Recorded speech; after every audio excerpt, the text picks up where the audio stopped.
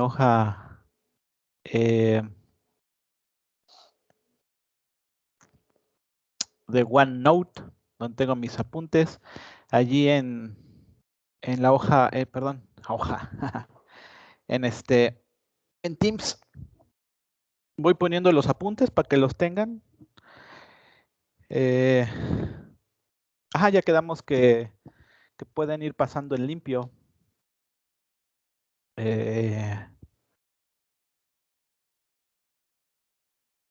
¿Por qué dije? Sí. Sí. Para que tuvieran, se le contaran como calificación extra al final, ¿no? Algo así. Se me olvidan esas cosas. Bueno, lo importante para mí de que hagan esta transcripción es que al hacerlo, algo se les queda, algo repasan, que es lo importante, ¿no? Repasar estas cosas.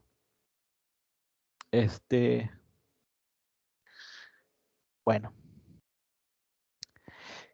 Entonces, ¿qué es lo que estamos viendo? Ya la semana pasada hicimos alguna repaso, ¿no? General de derivadas integrales.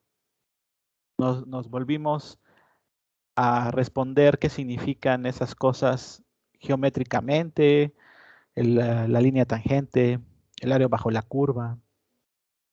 Vimos algunas técnicas básicas, regla de la cadena, algunas técnicas de integración. Discutimos por qué no nos quedamos con la cálculo diferencial integral que sabemos, pues porque todo lo que hemos aprendido es dependiente de una sola variable. La famosa variable independiente, ¿no? Que siempre, o comúnmente le asignamos la letra X. Y bueno, ya dijimos que en la vida real, sí, hay problemas que sí se pueden simplificar a sistemas unidimensionales, como problemas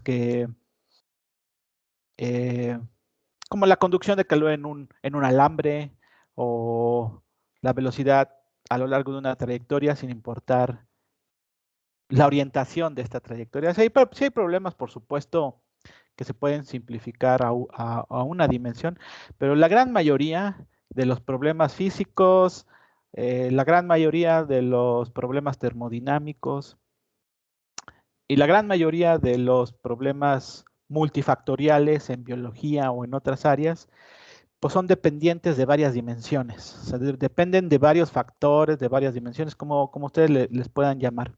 Entonces, de ahí la importancia, ¿no? Del cálculo vectorial, o mejor dicho, del cálculo multivariable, ¿no? Porque el cálculo vectorial hace énfasis a derivadas e integrales de cosas que tienen vectores, pero vamos, ya les dije todas las variedades de cosas que aparecen, no solamente aparecen campos vectoriales, que pues sí son muy importantes, pero también aparecen superficies, o por ejemplo, cuando vimos cómo se puede ver la distribución de temperatura en un cuarto, pues con un sistema de color, ¿no? Y el color es lo que nos transmite de alguna manera la cuarta dimensión, que es los valores de temperatura. Entonces hemos visto eso. Y algunos ejemplos físicos que pueden darle un poco de sabor al asunto. Vamos a pasar a algo que siento yo que es un recordatorio para ustedes. Vamos a repasar ahorita pues todo esto, ¿no? De la notación de vectores, gráficas y superficies en espacios 3D. Digo, al final de cuentas nos va a interesar hacer derivadas, derivar o integrar sobre estos espacios, vectores, gráficos, superficies, espacios tridimensionales. ¿Y qué significa eso, no? Pero bueno, antes vamos a repasar en sí la notación de los vectores y funciones funciones en espacios 3D o funciones paramétricas. Bueno, y esto estoy casi seguro que ustedes lo saben muy bien. Ya llevaron álgebra lineal y otros elementos, entonces yo creo que es más de recordatorio. Aquí estoy poniendo un vector anclado en el origen, donde tiene sus tres componentes, en la dirección X, en la dirección Y y en la dirección Z.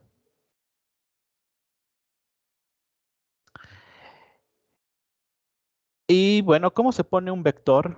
¿No? Porque un escalar, pues es un número, ¿no? Eh, ¿Cómo de qué manera nos damos a entender que una cantidad no solamente tiene magnitud, sino también tiene dirección? Pues, por ejemplo, muchos utilizan esta notación, ¿no? O sea, ponen, por ejemplo, una v, que significa quizá velocidad, pero la velocidad es un ente vectorial.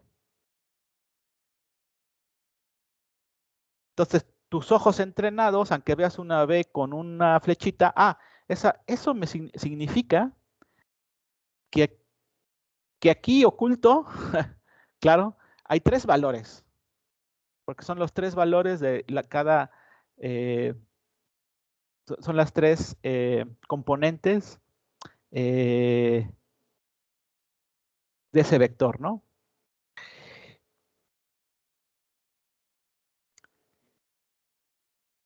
Y bueno, una forma de poner un vector, una forma de poner eh, un vector es semejante a poner una ecuación lineal. Semejante, no es igual. ¿Por qué? Bueno, hagan de cuenta que yo tengo una ecuación que diga eh, B es igual a AX más BY más CZ, ¿no? B es una función de X, Y y Z. Vamos a ver más ejemplos de esto, ¿no? Pero simplemente lo que estoy diciendo es que una variable independiente es función de X, Y, Z. ¿Qué hacemos con esta ecuación?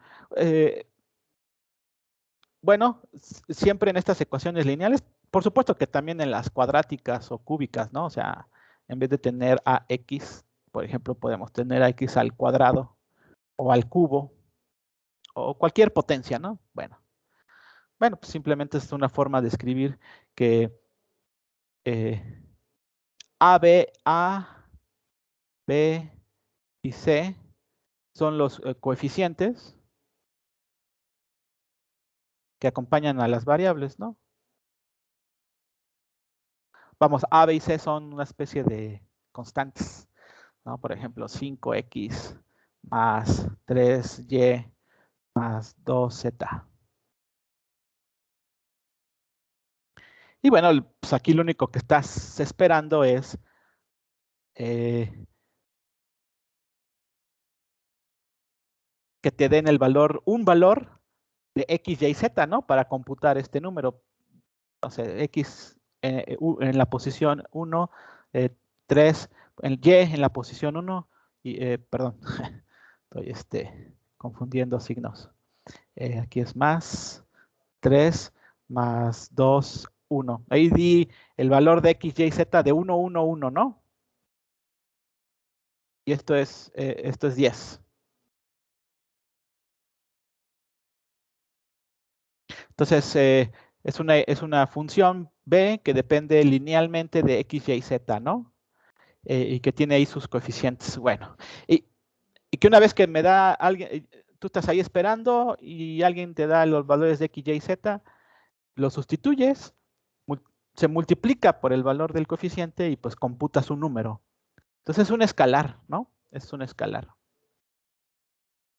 Bueno, la notación para poner los vectores es semejante, pero se hace una clara distinción, ¿no?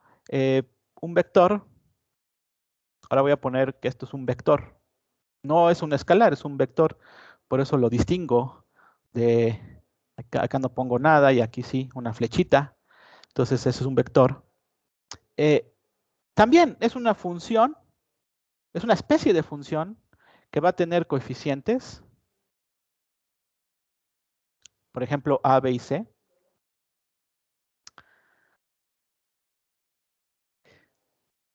Pero la forma en que vamos a distinguir una cantidad vectorial con una función, por ejemplo, esta, una función lineal, es que, claro, esta es la variable x, ¿no? Esta es la variable x que puede tomar cualquier valor que se le dé la gana, quizá.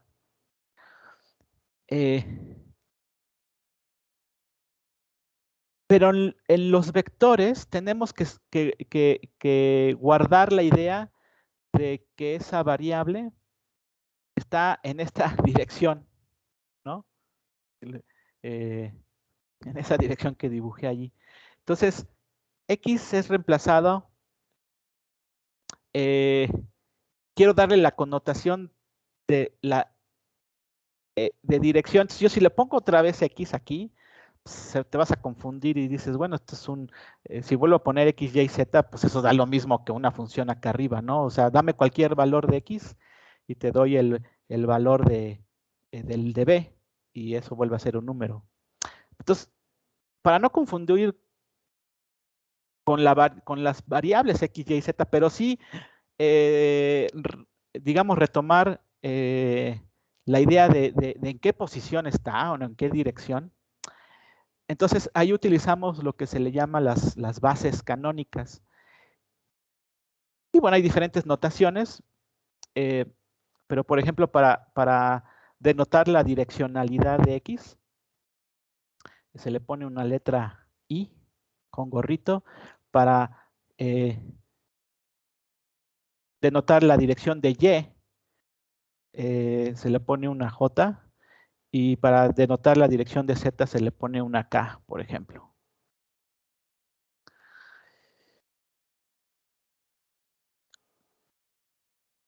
¿Cuál es la diferencia?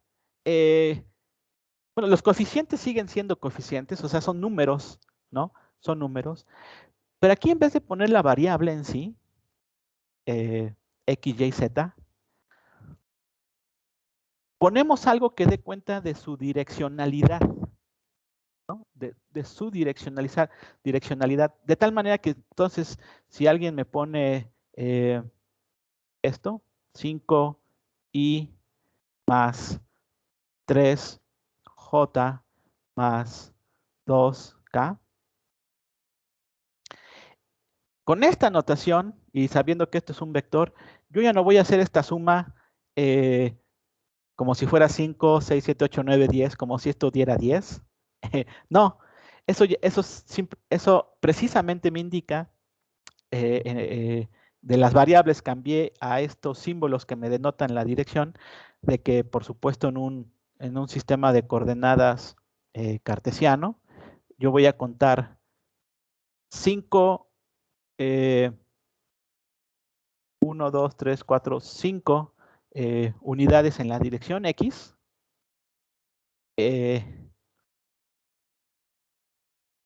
3 unidades en la dirección Y y 2 unidades en la dirección Z.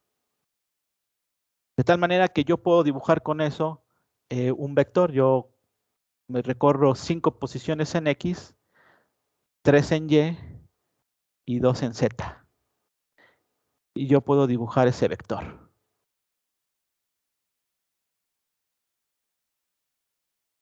Entonces, para denotar un vector y diferenciarlo de, digamos, una ecuación lineal, en vez de poner X, Y, Z, ponemos algo que le llamamos las bases canónicas y la base I, ¿no? A veces se le representa con I o EI, dependiendo del libro del usuario.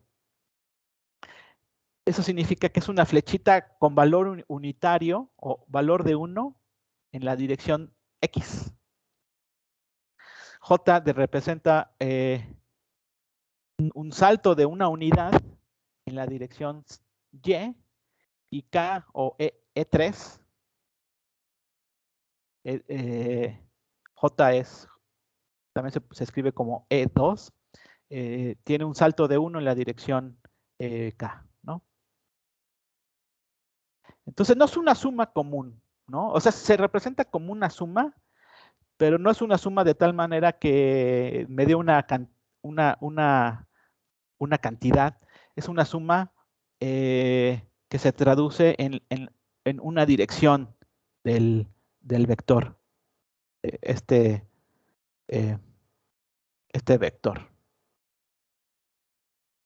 Sí, por eso es una notación que se usa para distinguir entre, por ejemplo, una función lineal y un vector, ¿no? Un vector es casi como si fuera una función lineal, ¿no? Sigue teniendo coeficientes. Digamos, ¿qué hacen estos coeficientes? Estos coeficientes, por ejemplo, 5i. 5i lo que hace es que alarga este vector en la dirección x 5 veces. O sea, lo estira, ¿no? Es como si lo estirara, ¿no? Bueno.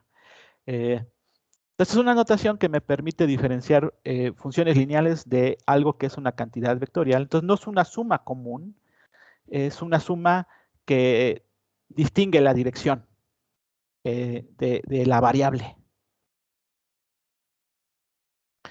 Entonces los vectores, aquí lo vuelvo a poner, el vector b lo puedo escribir como, por ejemplo, sus coeficientes b1, b2, b3, pero repartidos en cada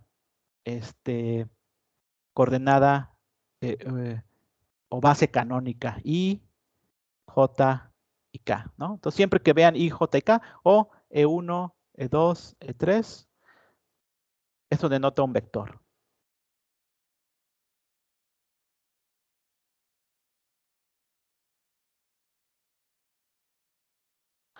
O sea, a lo mejor alguien está diciendo, ay, profe, esto es muy obvio, ¿no? No, a veces, pero sí es muy obvio, pero tómenlo de corazón. Es decir, siempre que vean, aprendan a ver con los ojos, que siempre que vean una cantidad vectorial, atrás de él es la suma de, de tres cosas. Y esas tres cosas no se suman como si fuera una suma común de B1 más B2 más B3. No,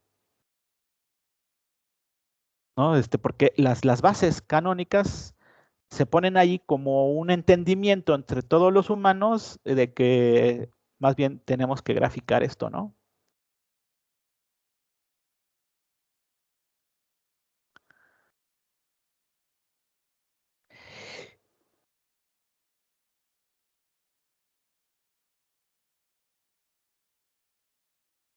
Eh,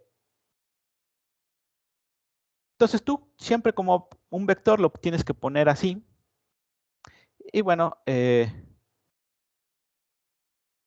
como algunos físicos son muy flojos, ¿no?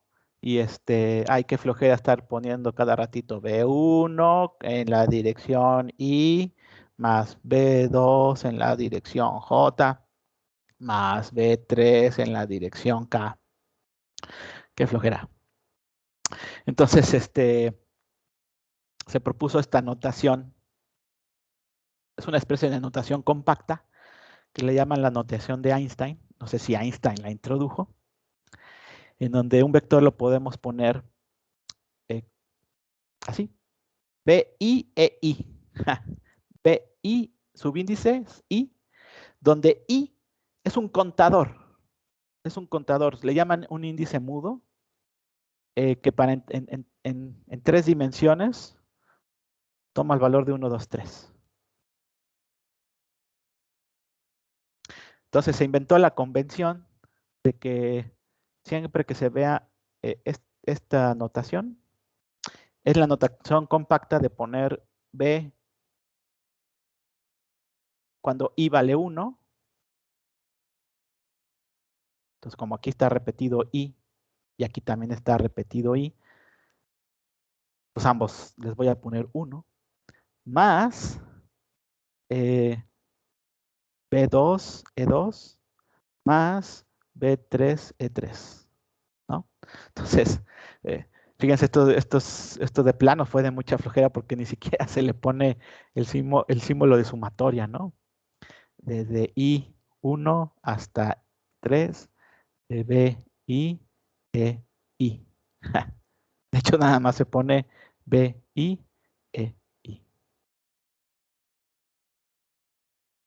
Y todos se pusieron de acuerdo y dijeron, bueno, cuando los índices mudos o estos contadores sean repetidos, o sea, estén en este caso tanto en B como I, eso indica una suma. Y es la notación compacta de Einstein.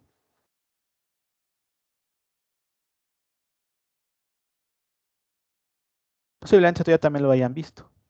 Es un repaso quizá.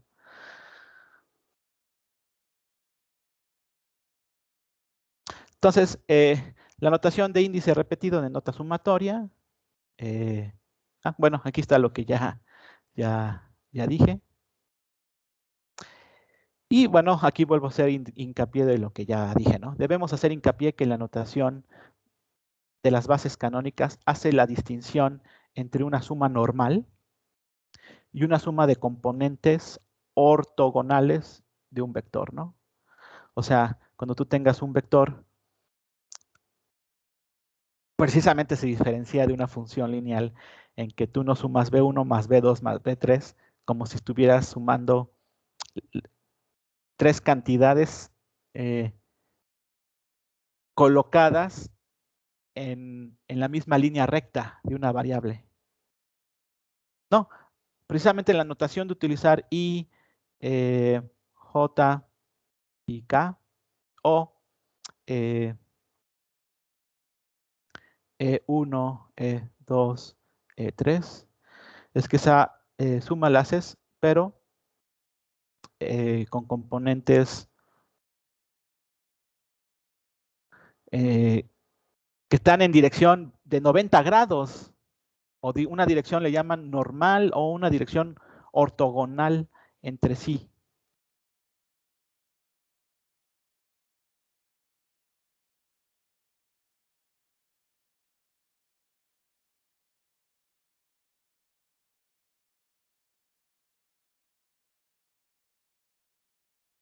Es muy importante esa distinción, ¿no? Y bueno, por eso se inventó todas estas notaciones.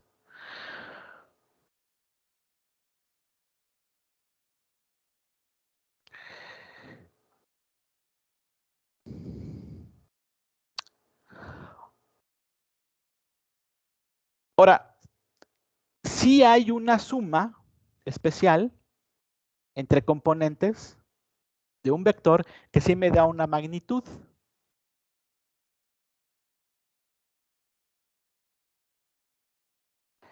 ¿No? Entonces aquí puse, bueno, aquí puse dónde. Sí podríamos ver una suma normal entre los componentes de un vector, pero esto está definido según algo que le llamamos la norma de un vector. La norma,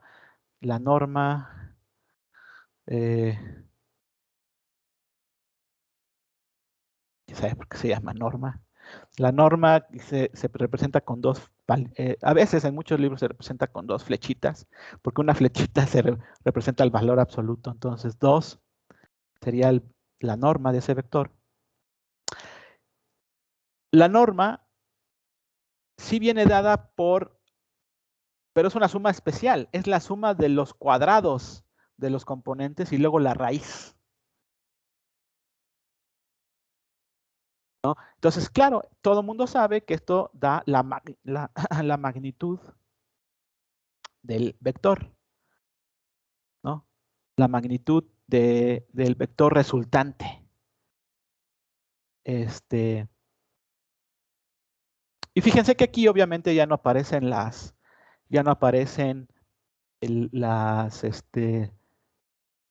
coordenadas canónicas IJK, precisamente porque esto ya es una suma normal. Sí, dame el valor de los coeficientes que acompañan a cada base canónica, B1, B2, B3. Fíjense que ya B1 ya nos acompañada por I, B2 ya nos acompañada por J, B3 ya no está acompañada por K. Entonces nada más están los coeficientes B1, B2, B3 al cuadrado y luego la raíz. Y bueno, sabemos que la norma del vector es equivalente a su magnitud, ¿no? La norma de un vector es un escalar que denota su magnitud. Entonces, de un vector podemos sacar un escalar. Claro que sí. Esa es la norma. La norma de un vector. La norma de un vector es el escalar. Por ejemplo, del vector velocidad, su norma sería la rapidez. ¿No? Aquí tengo la norma del vector velocidad, es la rapidez. Entonces, bueno, se puede comprobar muy fácilmente que esto viene por la regla pitagórica, ¿no? O sea, utilizamos siempre algo que ya sabemos, y algo que ya sabemos muy bien a estas alturas es trigonometría. Entonces, por ejemplo, aquí yo pinté este vector en 3 dimensiones, donde aquí tiene sus componentes, B1, B2 y B3. Entonces, para comprobar que la regla pitagórica, de hecho, se puede generalizar a 3 dimensiones, ¿no? Porque en el triángulo original es 2-dimensional. De hecho, no están para saberlo, pero la norma de un vector se puede, la regla pitagórica, que es la raíz de la suma de los cuadrados, se puede generalizar para cualquier dimensión. Son 3 dimensiones, pues se puede generalizar para cualquier dimensión. Pero este ya está más locochón, ¿no? Pero para 3D es muy fácil demostrarlo. Por ejemplo, aquí lo que pueden hacer es, bueno, ahí ya pinté los 3 componentes del vector. En la dirección X, en la dirección Y y en la dirección Z.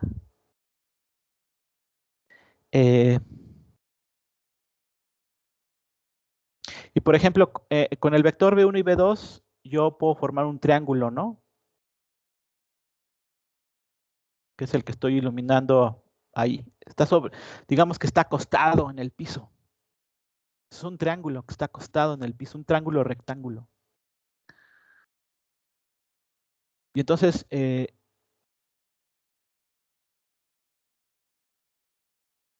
el ángulo que está a 90 grados es este, ¿no?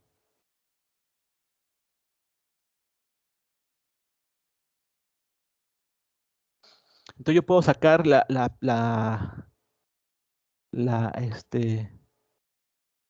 hipotenusa con la regla pitagórica que ya conocemos, ¿no? El cuadrado de la hipotenusa, le voy a poner B plano, es igual a B1 al cuadrado más B2 al cuadrado. Es el triángulo que está acostado. Entonces ya obtengo el valor de esta componente. Perdón, de esta componente, de este segmento, de ese triángulo.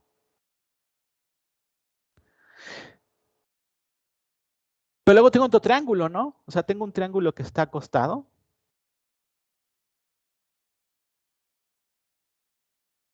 Pero luego tengo otro triángulo que está paradito.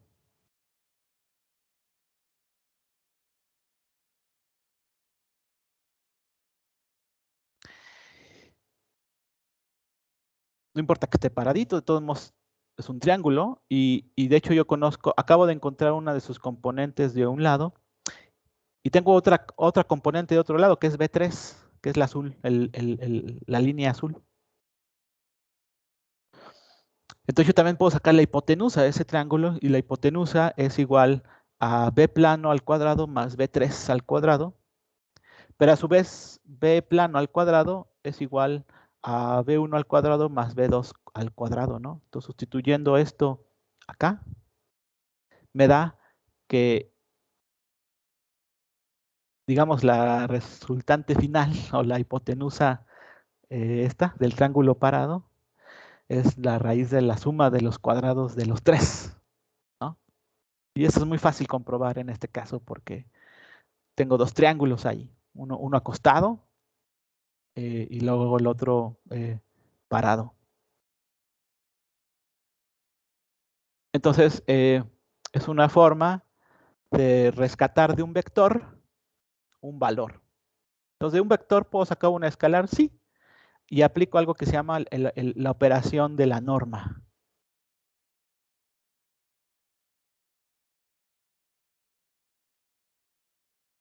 Ejemplo, otra vez, de la velocidad, que es un vector, yo puedo extraer la rapidez.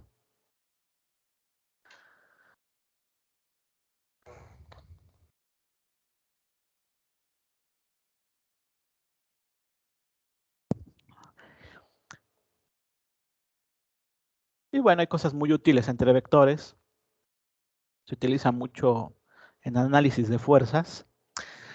Por ejemplo, lo que es la suma y la resta de vectores, todo el mundo sabe hacer. Y que hasta tiene su explicación geométrica, ¿no? O sea, suma el vector U, suma el vector, al vector U le sumas el vector B. Entonces, estos son los dos vectores U y B. Entonces, geométricamente esto representaría como al final, haz de cuenta que agarras el vector B, lo tomas con la manita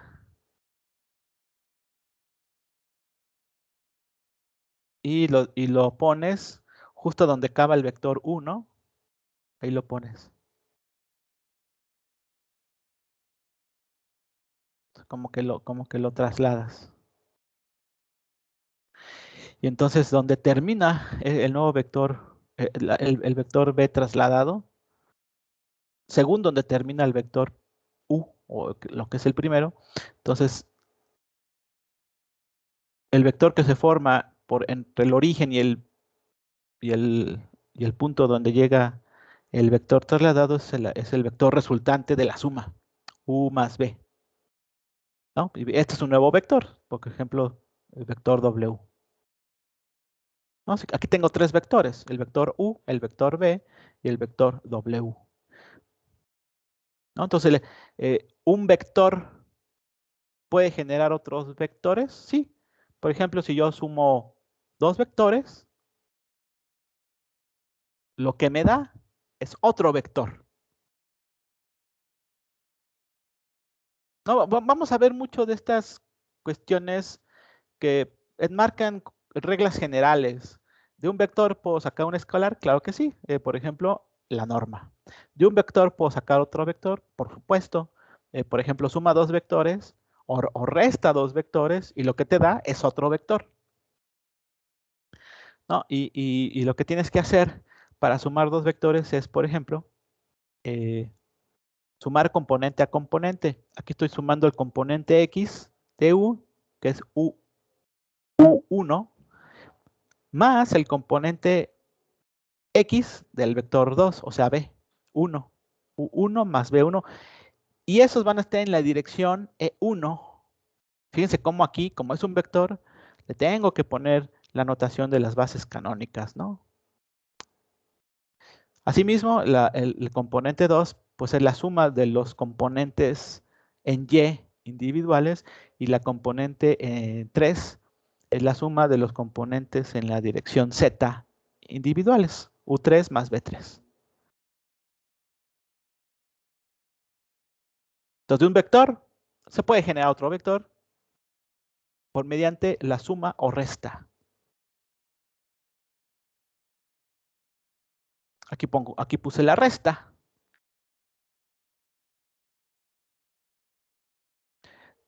Eh, por ejemplo, otra vez yo tengo un vector U en azul. Y luego tengo un vector B en rojo. Y a U le voy a restar B.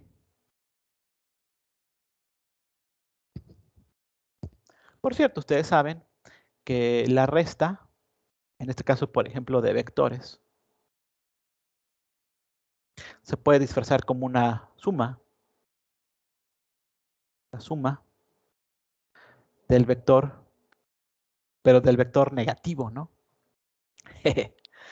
Entonces, geométricamente, el vector negativo se puede poner muy simple. Es vector negativo de B, es un vector que tiene la misma magnitud, pero su dirección es justo la opuesta, ¿no? Porque los negativos, al decir negativo, lo que estoy diciendo es el opuesto.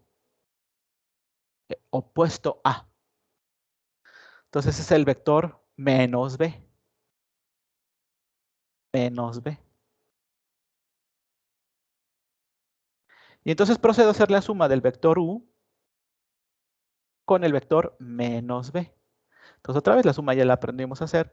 Agarro este vectorcito y lo traslado justo donde termina el vector U, el primero, U.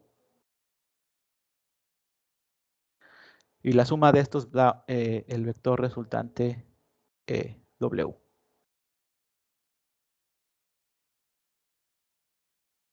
Que es este, ¿no?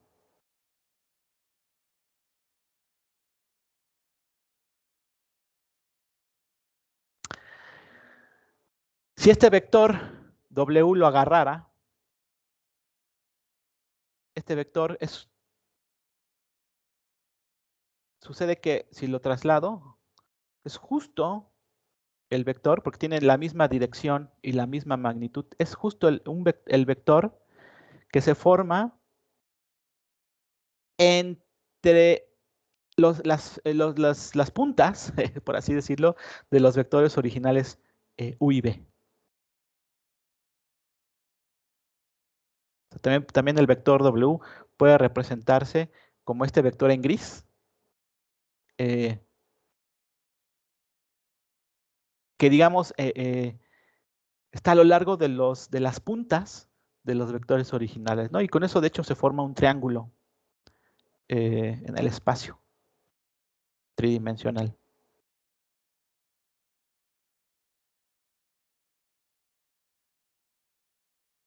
Y bueno, ahí está la resta. La resta es igual que la suma. ¿Y cómo se hace la resta? Pues igual que hacemos la suma, nada más que en vez de sumar componente a componente, se resta componente a componente, ¿no? Pero otra vez la resta entre vectores da otro vector, entonces se tiene que seguir utilizando la notación canónica.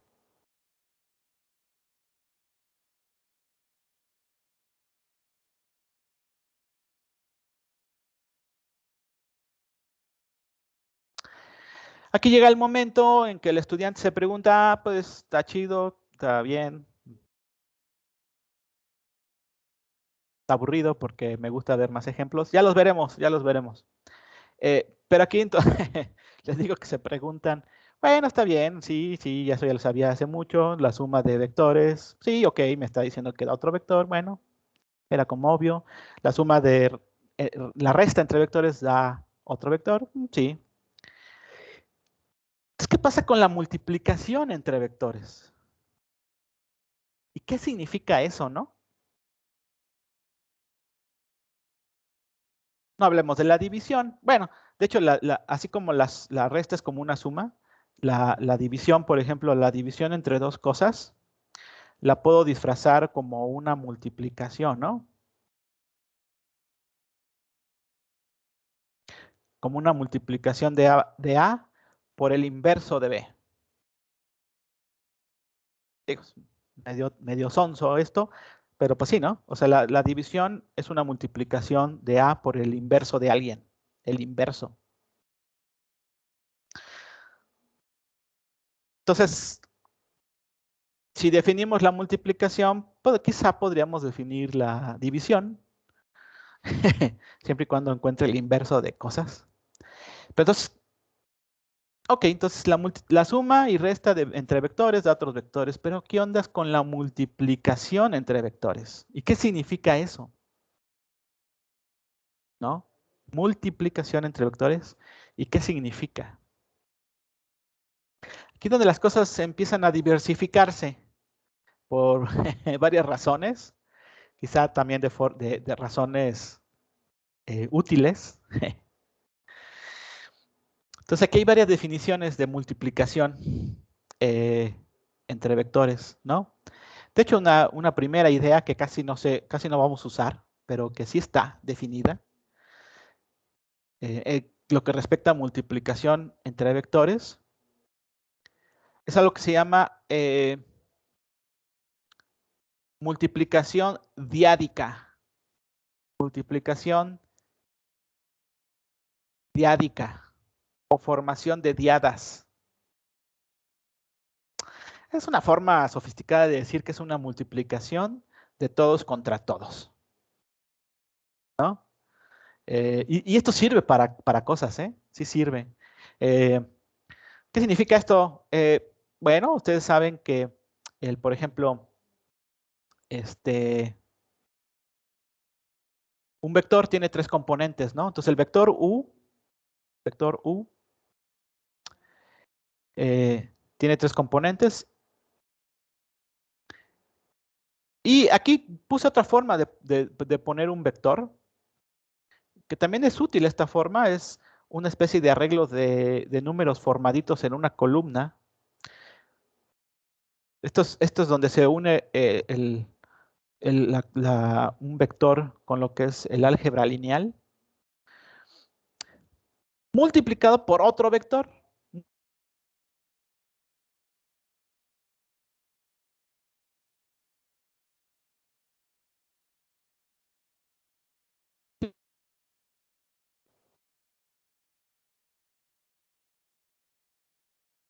Escuché algo escuché algo de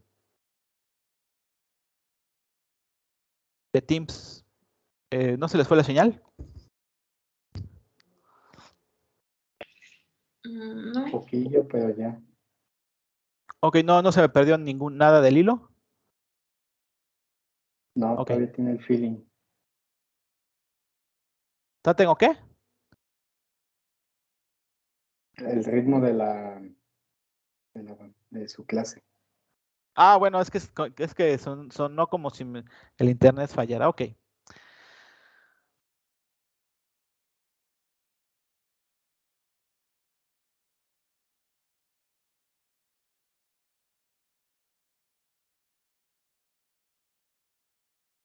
Creo que ustedes ven algo en la pantalla.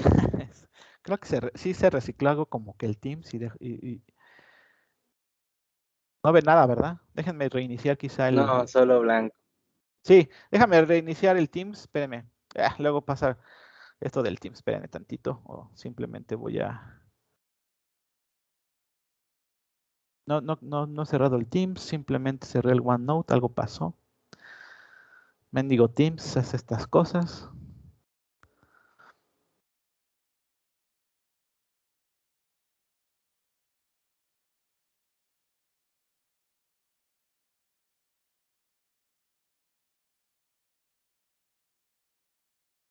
¿Ven mi pantalla? Sí. Ok. Y ven las notas. Ok, creo que ya regresamos. Entonces estaba definiendo la multiplicación entre vectores, ¿no? Entonces aquí vamos a definir una multiplicación de todos contra todos. Y para esto he puesto los componentes del vector U, 1, 2, 3 en un columna. Y el vector B, uno con sus componentes, en un arreglo de fila. Alguien me diría, pues pónganlos todos en columna, todos en fila, Doc, ¿para qué se molesta? Es que esto es un formalismo. De hecho, les digo, no vamos a hacer mucho de estas cosas. En álgebra lineal un vector se pone como una columna. Entonces, si se pone como una fila, se pone como la transpuesta del vector, porque si el vector lo pongo en columna y si lo pongo en fila, es el transpuesto del vector. Bueno, es una pequeña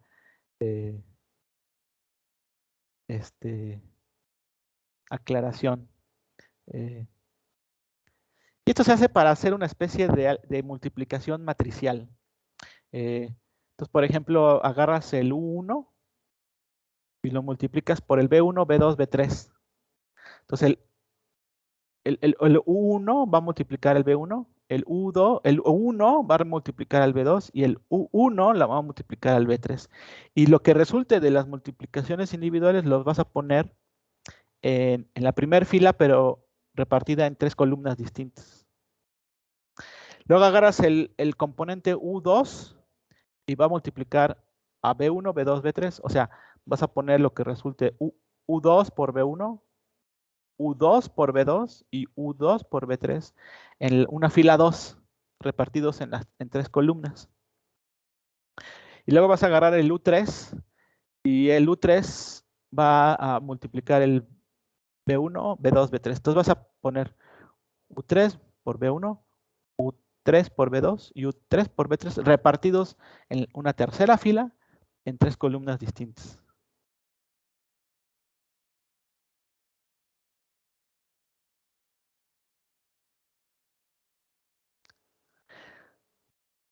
Entonces, como multiplicaste todos contra todos, o sea, aquí todos están multiplicando, todos los de un vector están multiplicando a todos los del otro vector, formas un arreglo de 9 valores.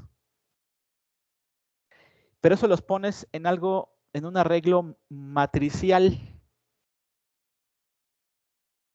En un arreglo matricial. Entonces sucede que la multiplicación le llaman diádica entre un vector y otro vector. Fíjense, la multiplicación diádica de todos contra todos, vamos a decirle. Les digo, casi no vamos a utilizar esta, pero sí se usa en otros aspectos. La multiplicación diádica entre un vector y otro vector ya no da otro vector, ya da una matriz. No, porque esto es una matriz, se diferencia de un vector, es obvio, ¿no? O sea, el vector solamente tiene componente, por ejemplo, 1, U2, U3, ¿no? Y el otro vector tiene B1, B2 y B3, acompañada con las bases canónicas. E1, E2, E3. Bueno, aquí ya no le puse la suma, perdón. Y E1, E2, E3. Pero esto ya es una mezcla donde agarren los coeficientes multiplicándose, pero están en 9 posiciones distintas, ¿no? Aquí está como en 3 posiciones distintas cada uno, 3 posiciones. Y acá está en 9. Entonces sucede que la multiplicación diádica entre vectores da algo de dimensión superior que se llama bueno, que en términos matemáticos le llamamos matriz. Algo más complicado. Pero bueno, no voy a decir mucho de esto porque casi no lo vamos a usar. Es la multiplicación de todos contra todos. Porque cada uno tiene 3 componentes, ¿no? Entonces el primer componente del primer vector multiplica a los 3, pero luego el segundo componente del primer vector vuelve a multiplicar a los 3. Y luego el tercer componente del primer vector vuelve a multiplicar a los 3. Esa es una multiplicación de todos contra todos. Y eso no da un escalar, porque no estamos sumando todos estos términos, no lo estamos sumando. No es una suma. Lo estamos poniendo en un arreglo. Cada uno de esos valores lo estamos acomodando en un arreglo determinado dentro de una matriz.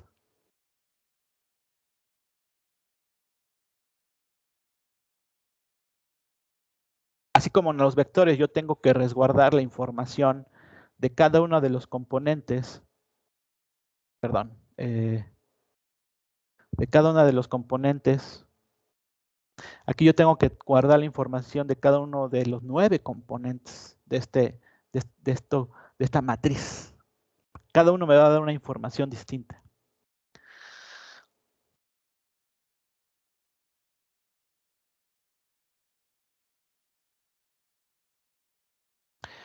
De hecho, notación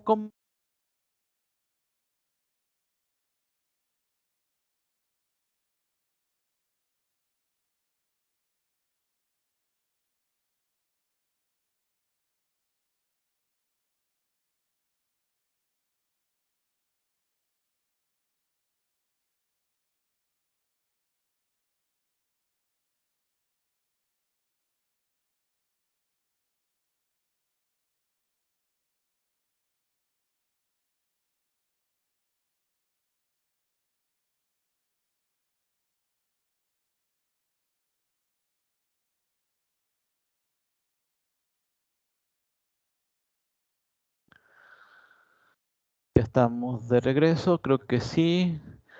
Ya la segunda inestabilidad. Es que de pronto mi Teams empieza a hacer como cuando estamos en Skype, ¿no? Y estamos en espera. Chale, bueno.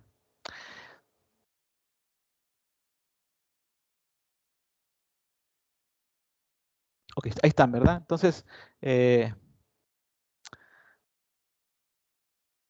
sí, profe, ahí estamos. Sí, aquí andamos. Entonces, la multiplicación diádica entre dos vectores, de hecho, en notación compacta se escribe así. La notación diádica en muchos libritos lo ponen como una X, como este simbolito, una X en un círculo. No sé qué es, no sé qué símbolo sea este, una cruz con una ruedita. Se ve algo como la bruja de Blair, pero no es eso, es la multiplicación diádica. Entonces yo pongo como el vector U, lo puedo representar como UI, EI. Y el vector B lo puedo poner como BJ y EJ. Oiga, profe, ¿por qué utilizó el contadores con diferentes simbolitos? En uno le utilizó I y en el otro utilizó J. Ah, porque estoy siendo muy detalloso de que los contadores en cada uno de ellos no tiene por qué contar igual. O sea, I y J pueden contar 1, 2 y 3, pero no tienen por qué contar al mismo tiempo. O sea, fuerzas hacia acá uno no tiene por qué ser lo mismo acá. Son vectores diferentes, ¿no? Entonces por eso se ponen diferentes contadores en cada uno. Y entonces simplemente esto, para términos prácticos, se pone como una multiplicación entre los coeficientes U, I, BJ, y también una multiplicación entre las bases EI, EJ. Por eso les digo que una matriz es un vector de orden superior, porque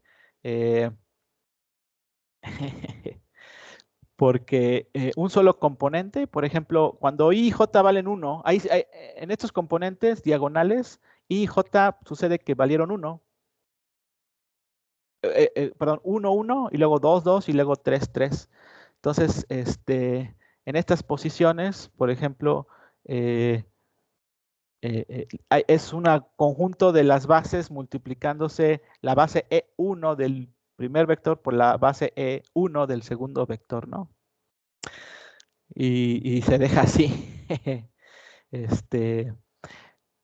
Ahora lo que me reporta esta base es la posición en la fila y la columna de estos valores de los coeficientes. Si no pusiera los valores de las bases, UI y BJ significaría una simple suma, una simple multiplicación, pero que esto daría un escalar. Por ejemplo, si los contadores dan 1, 2 y 3, pues esto diría, pues vamos a empezar a hacer nuestras combinaciones, ok, entonces vamos a poner que I y J valgan 1, y luego vamos a poner más, que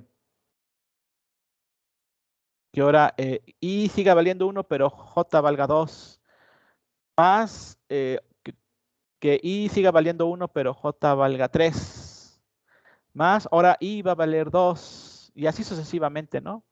Entonces sumas la multiplicación sumas las multiplicaciones y al final te da un valor, que sería un escalar. Pero como estamos poniendo las bases, igual que en un vector, si pongo las bases no es una suma común, también cuando hay multiplicación de bases tampoco es una suma, sino esto lo que haces es arreglarlo en un arreglo que figura una matriz. Bueno, hasta ahí voy a explicar eso porque les digo, no me voy a meter mucho con esto. La razón por la que la dejo por primer lugar es que es una multiplicación casi obvia de hacer una multiplicación de todos los componentes contra todos los otros demás componentes. Bueno.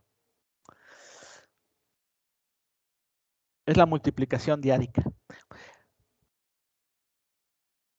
Ok. Por mucho, hay una multiplicación entre vectores que usamos muchísimo más y que de hecho sí tiene una interpretación geométrica directa. Acá yo no les dije la interpretación geométrica de esta matriz, ¿no?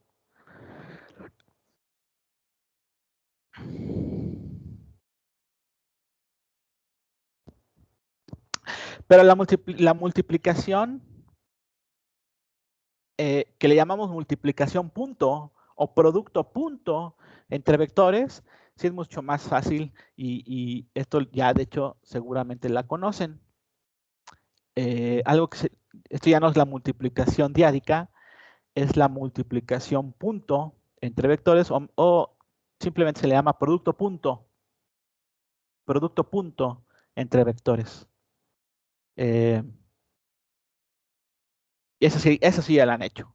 El producto punto sí, la multiplicación diádica no, yo estoy seguro que es la primera vez que escuchan de eso. Se la menciono para que sepan que existe.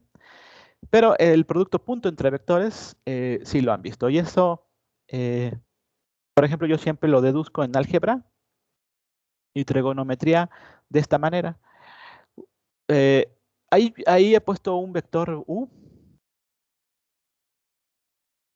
He puesto también un vector B. Ahí me fui choco. He puesto un vector B. Y he puesto un vector W. Que a su vez se forma de la resta de U menos B. Ya les dije que eso forma un triángulo en el espacio tridimensional. Ajá. Como es un triángulo, ok, flota en el espacio, pero sigue siendo un triángulo. Yo puedo aplicar lo que sé de triángulos de la trigonometría y, por ejemplo, algo que sé de la trigonometría son la ley de los senos y la ley de los cosenos. Entonces, este triángulo obedece la ley de los cosenos, por ejemplo. Y la ley de los cosenos diría esto, ¿no?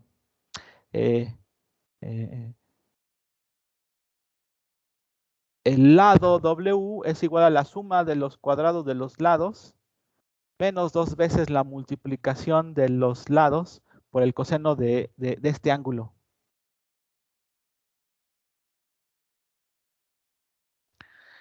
Eso sí dice la ley de los cosenos en el triángulo, en referencia a sus lados, ¿no? A sus lados.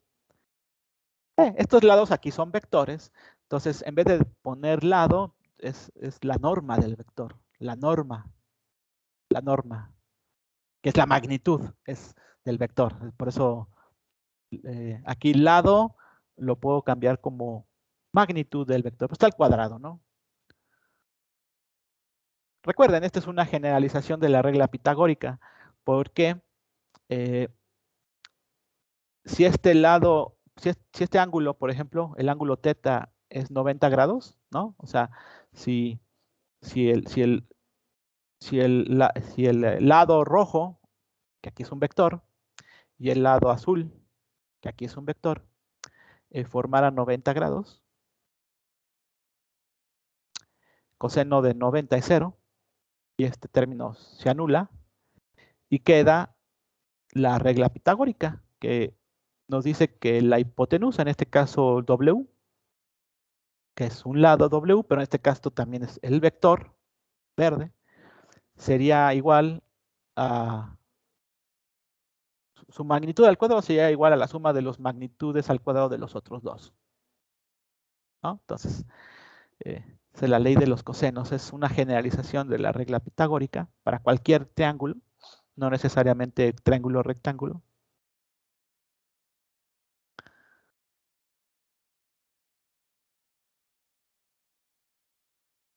Y bueno, aquí lo único que hay que hacer para demostrar esto del producto punto, de dónde puede emerger o de dónde yo puedo extraer o dónde yo tengo que hacer esto del producto punto, o por qué aparece, o bueno, aquí por ejemplo yo desarrollé cómo obtengo la magnitud del vector W al cuadrado. Entonces, como es una norma, es la suma de los cuadrados, ¿no? Es la suma de los cuadrados.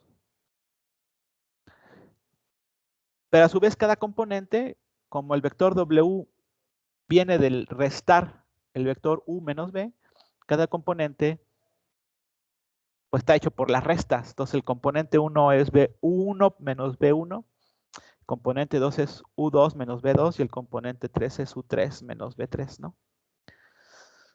Entonces sale todo esto. Porque esto está acá. Entonces simplemente lo estoy desarrollando. Bueno, ustedes podrían tirarse la talacha, hacen el cuadrado de cada uno de estos componentes, ¿no? Esto lo desarrollan. Son binomios al cuadrado. Y luego lo que pueden hacer es agrupar. Entonces, por ejemplo, aquí yo agrupé estos términos. Luego agrupé este otro. Y luego agrupé un tercero. Sé que la primera agrupación es U1 al cuadrado más U2 al cuadrado más U3 al cuadrado, ¿no? U1, U2, U3 a los cuadrados respectivos. Eso no es más que nada que la norma del vector U al cuadrado. Luego tengo la suma de los B1 al cuadrado, B2, B3, B. Eso no es más que nada que la norma del vector B al cuadrado. Y luego tengo un menos 2, ¿no? Menos 2, pues el menos 2 es menos 2. Por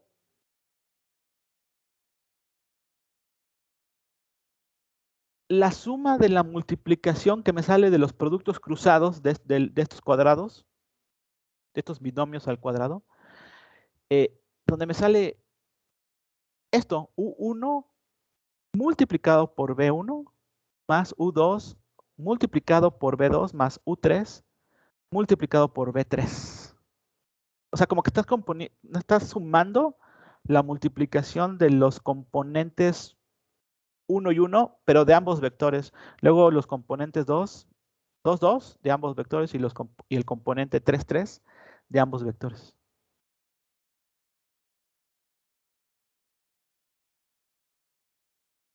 Esto que está aquí es donde vamos a definir que esto es el producto punto entre vectores.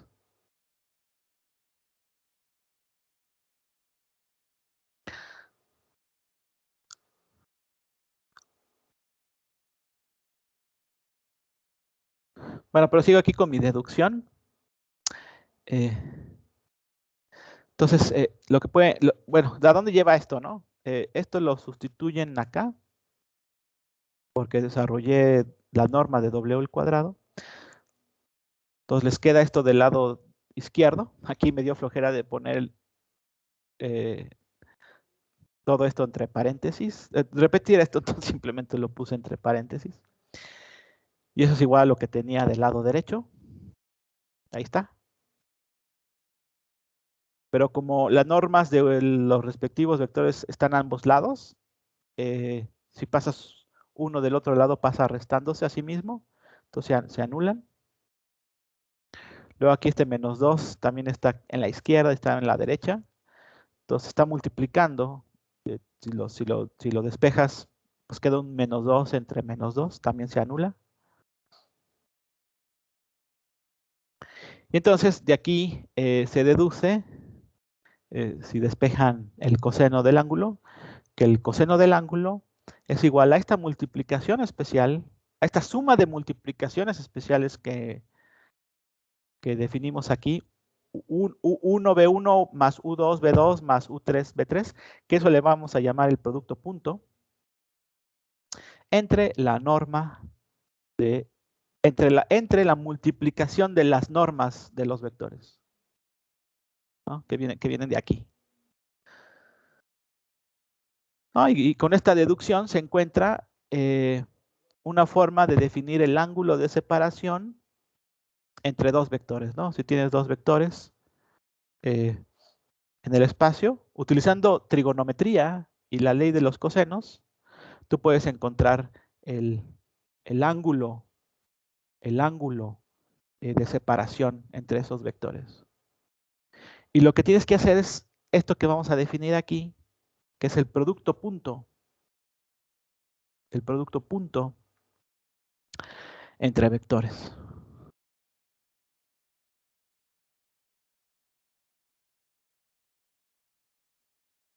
Por cierto que mira, chéquense, U1B1 más U2B2 más U3B3. De hecho, esos se encuentran en la multiplicación diádica que definí antes, que es una multiplicación más general. Ahí están estos presentes en la diagonal. Entonces el producto, lo que llamamos el producto punto, solamente rescata esos términos de la forma que ya lo expliqué. Estoy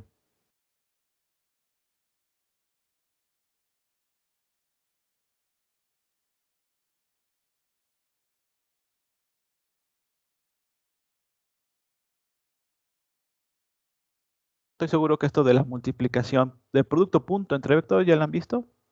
Entonces aquí vuelvo a poner el producto punto o producto escalar entre vectores lo definimos como así. El producto punto entre vectores U y B es igual a U1B1 más U2B2 más U3B3.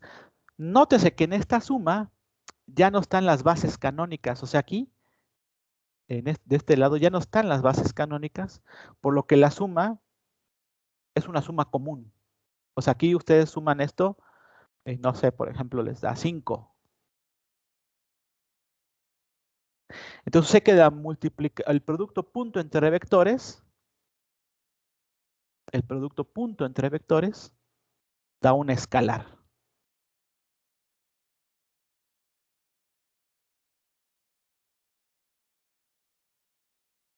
Es otra forma de multiplicar vectores, ¿no?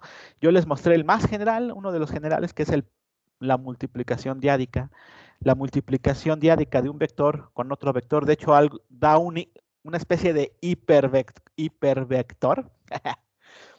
Pero no le llamamos así, le llamamos matriz. Es una especie de hipervector. Hasta ahí le voy a dejar. Pero la multiplicación punto o producto punto entre vectores, de hecho, se reduce a un escalar. Entonces, de la multiplicación entre vectores también puedo sacar un escalar. Ya vimos que la norma, la operación que le llamamos norma, también define un escalar de un vector. Bueno, también el producto punto entre vectores nos da un escalar.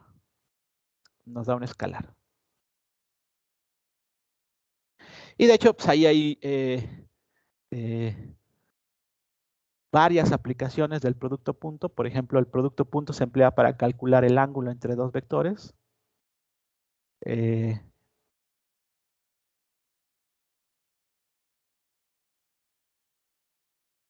Y también se usa para hacer algo que le llaman proyección ortogonal de un vector en otro. Que puse aquí un ejemplito, ¿no? Entonces hagan de cuenta, yo estoy seguro que esto también lo vieron, hagan de cuenta que tienen un vector U y tienen un vector B. Entonces hay operaciones que necesitas encontrar la proyección de B en U. La proyección es significa que qué vector encontrarás que se extiende sobre U, pero que sea una imagen, es como si pusieras un sol acá arriba y proyectara la sombra de B, pero justo sobre U.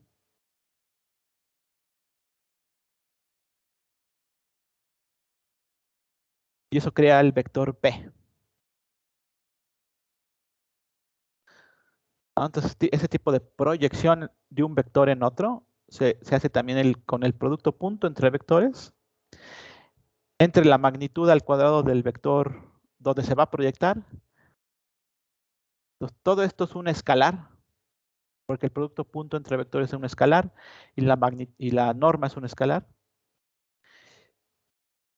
Y luego ese escalar se multiplica por el vector B. Perdón, por el vector U. Por cierto, no definí lo que pasa cuando multiplicas un escalar por un vector. Por un vector.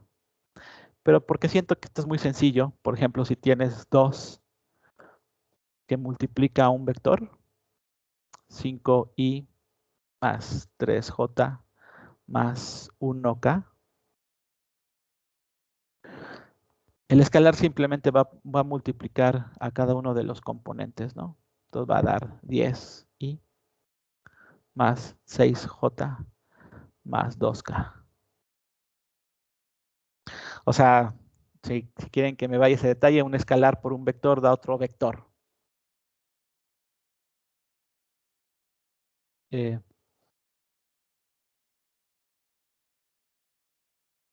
Y es lo que tengo aquí, un escalar que multiplica el vector u, pues da otro vector, que es el vector p. Y ahí puse un ejemplo, ¿no? Por cierto, pues les voy a dar más ejercicios de esto después, pues vienen del libro.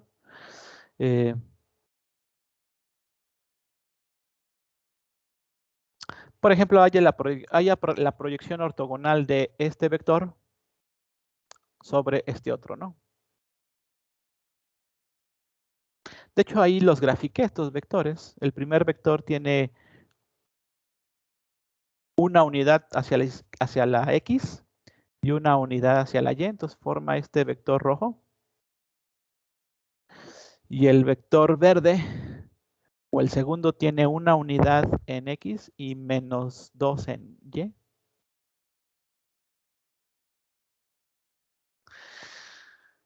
Entonces,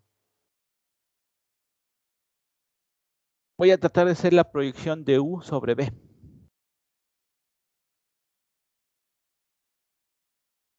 Entonces, aquí gráficamente, de hecho, casi el vector U es hasta 90 grados de B, pero no exactamente. De hecho, su sombra ortogonal da un poquito hacia atrás del vector B. O sea, su sombra proyecta un vector, pero en sentido opuesto a la dirección original de B, ¿no? Que estoy tratando de poner aquí con gris.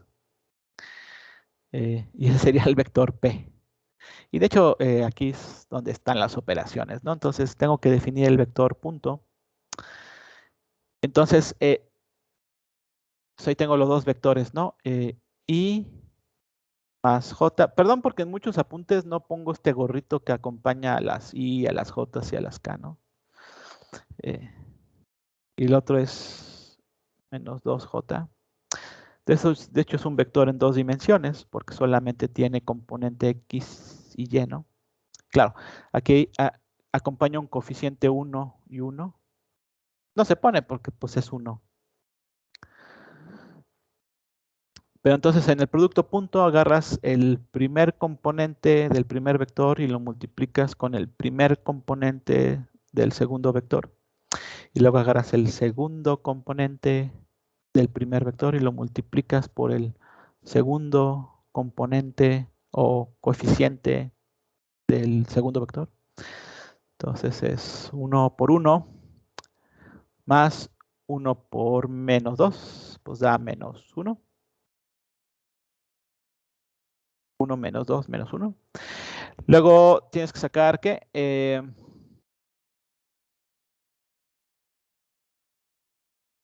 tienes que sacar la magnitud del vector u al cuadrado.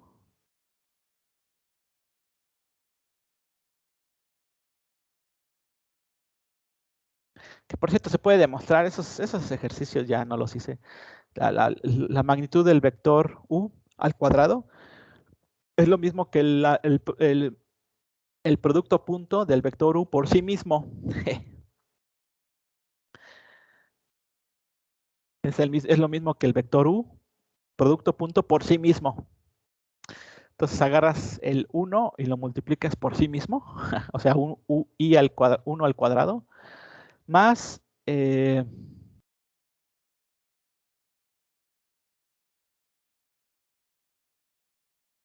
nada más aquí creo que en mi ejemplo,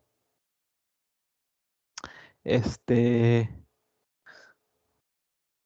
estoy bien, nada más que aquí, perdón, al que llamé,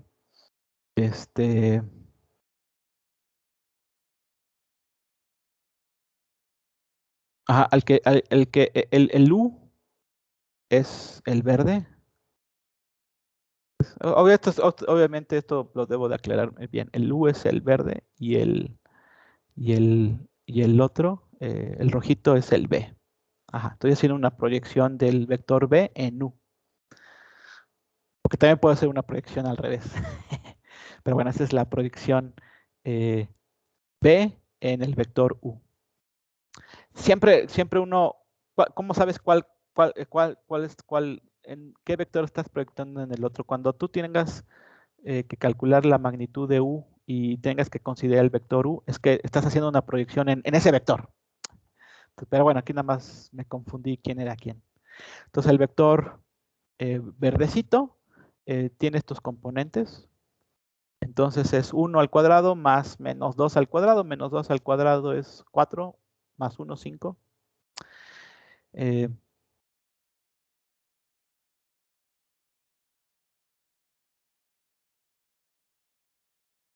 Y entonces la proyección es, el producto punto era menos 1, entre la norma al cuadrado de U es 5, entre 5, esto es un escalar, multiplicado por el vector U,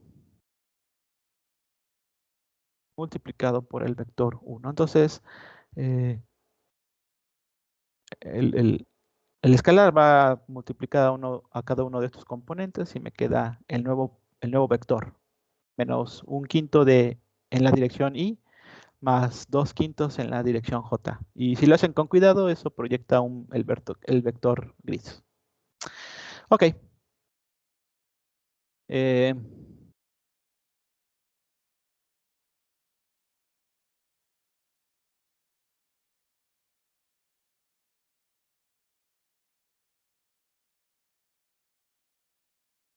Entonces, para resumir, aquí yo encontré, he definido dos tipos de multiplicar vectores, algo que le llamé multiplicación diádica y algo que le llamé multiplicación producto punto o producto punto entre vectores.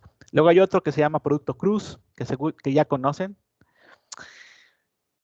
Y de pronto les dije, bueno, el producto punto entre un vector con otro vector es un escalar.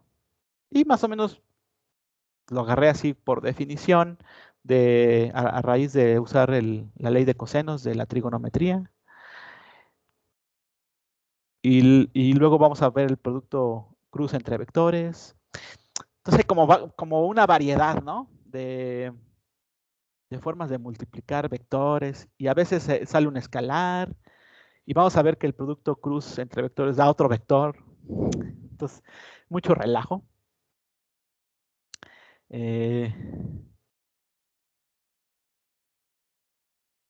De hecho, por alguna razón el producto cruz lo definí hasta acá,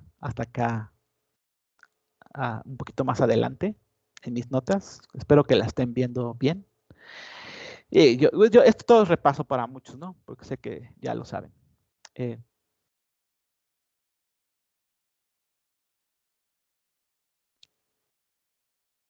Pero entonces, los físicos y los matemáticos han también, así como inventaron la notación compacta de vectores, también definieron ciertas símbolos que cosas como esta, el producto punto entre vectores, pudieran deducirse a partir de la definición de sí del vector. Porque acuérdense que el vector, un vector es en mi notación de Einstein UI más BI, ¿no?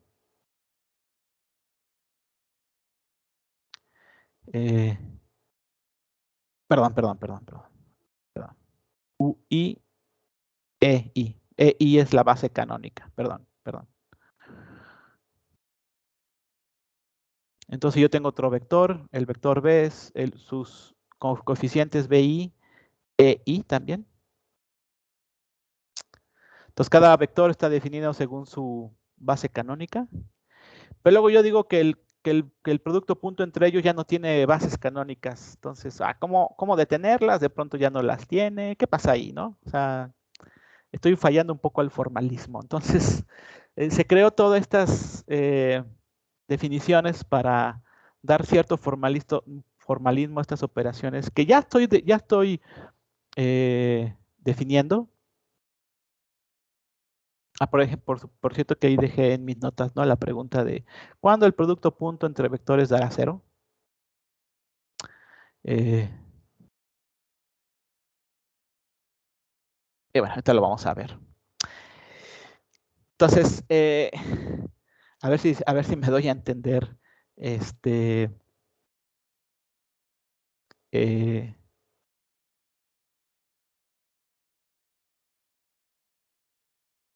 Esto que creo que puedo comenzar con esta figurita. Sí, creo que puedo comenzar con esta figura. Miren, si yo tengo aquí puestas las bases canónicas, por ejemplo, E1, E2 y E3, vamos a comenzar con algo muy sencillo para introducir estas notaciones especiales.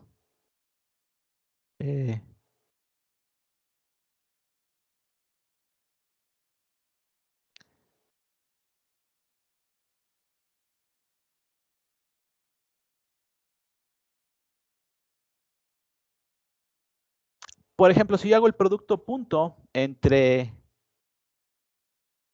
E1 consigo mismo, o sea, aquí la componente E1 es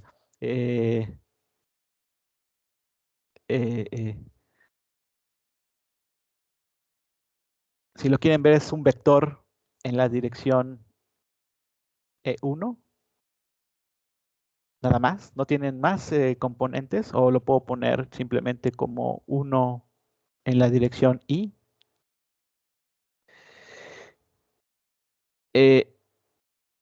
Si yo multiplico por sí mismo en la definición del producto punto, pues agarro su coeficiente 1 y lo multiplico por el mismo 1. Entonces, el producto punto de un vector base por sí mismo da 1.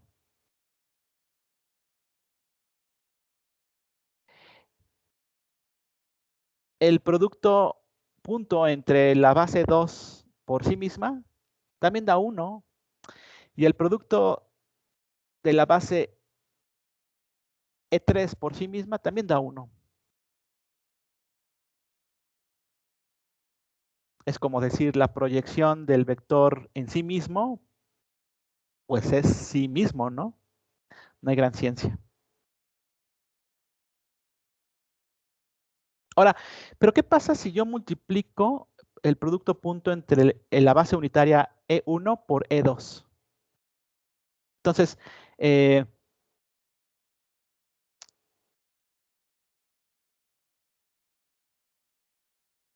aquí termino porque ya es la 1.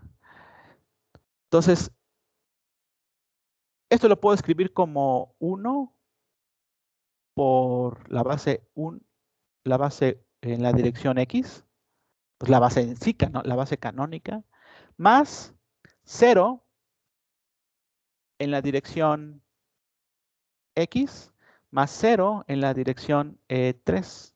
O sea, esto está de más, porque está multiplicando por 0, pero pues sí, porque no tiene ese vector, que es la base unitaria, obviamente no tiene componentes en las otras dos direcciones, ¿no?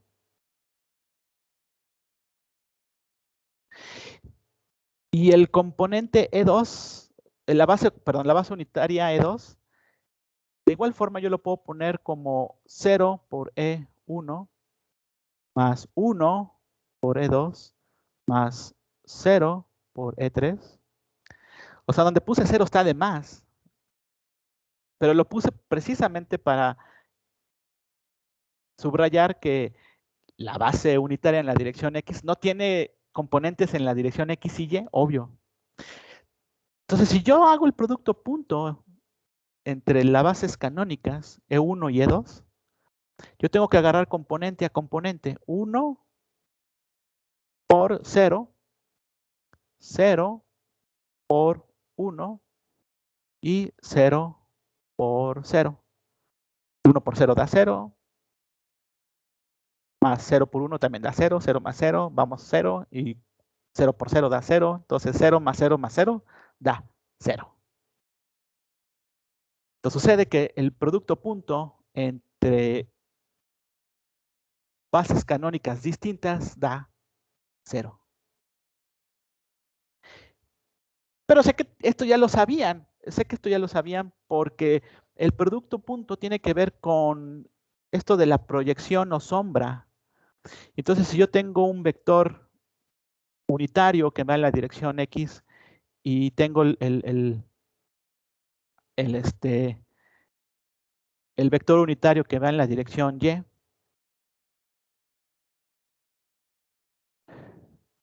como son vectores separados 90 grados, la proyección del uno en el otro no existe. O sea, la sombra que da la flecha azul sobre la flecha roja es 0 y viceversa, ¿no? Quizá, obviamente, si el vector azul estuviera un poco inclinado, pues sí daría cierta sombra, ¿no? Pero estamos hablando de las bases unitarias, entonces son, digamos, bases puras. Entonces, sucede que el producto punto entre bases distintas y todas sus combinaciones da 0. Da 0. Ya es la una. Entonces, como mensajes, yo tengo todas estas variedades de producto punto, ¿cómo las puedo poner en una notación compacta? ¿Y por qué eso me va a servir para hacer productos punto entre vectores de una forma compacta? Bueno, eso es lo que lo voy a dejar para mañana. Guarden sus dudas, ya son la una. No sé qué tal les esté pareciendo cómo estoy dando la cosa, pero bueno, para muchos será un repaso, espero, de este tipo de notaciones, porque es necesario repasar, ¿no? O volverse a volver a retomar este tipo de notaciones y algunas notaciones especiales compactas, nos van a estar haciendo que no escribamos cada ratito todo lo que significa un vector. Bueno, si no hay dudas rápidas, nos vemos mañana. Hasta mañana, profe. Gracias, hasta luego.